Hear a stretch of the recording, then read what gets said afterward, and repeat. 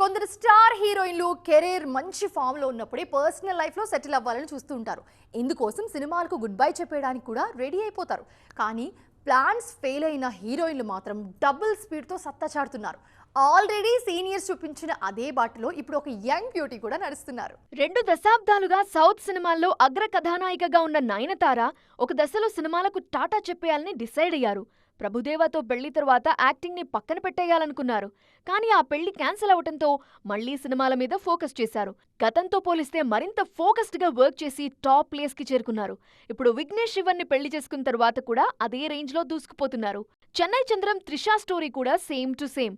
వరుణ్ మణియన్ అనే నిర్మాతను పెళ్లి చేసుకుని లైఫ్లో సెటిల్ అవ్వాలనుకున్నారు త్రిష. కానీ అతడితో ఎంగేజ్మెంట్ క్యాన్సిల్ అయ్యాక షార్ట్ గ్యాప్ తీసుకున్న ఈ బ్యూటీ సెకండ్ ఇన్నింగ్స్ ని మరింత స్ట్రాంగ్ గా స్టార్ట్ చేశారు. యంగ్ హీరోయిన్స్ కి సైతం గట్టి పోటీ ఇస్తూ వరుసగా స్టార్ హీరోల సరసన ఛాన్సులు దక్కించుకుంటున్నారు.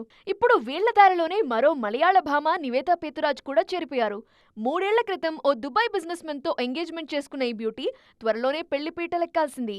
కానీ ఆ రిలేషన్షిప్ బ్రేక్ అవటంతో మళ్లీ సింగిల్ స్టేటస్ లోకి వచ్చేశారు నివేద. ఆ వెంటనే తన ఫోకస్ మొత్తం సినిమాల మీద పెట్టి వరుస ప్రాజెక్టులతో బిజీ అవుతున్నారు. ఒకప్పుడు మీడియం రేంజ్ సినిమాలకే పరిమితమైన నివేద ఇప్పుడు టాప్ స్టార్ సినిమాల్లో నటిస్తున్నారు.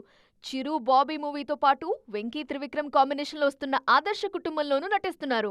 రామ్ మూవీలోనూ ఈ బ్యూటీ హీరోయిన్ గా నటిస్తున్నారనే టాక్ వినిపిస్తోంది.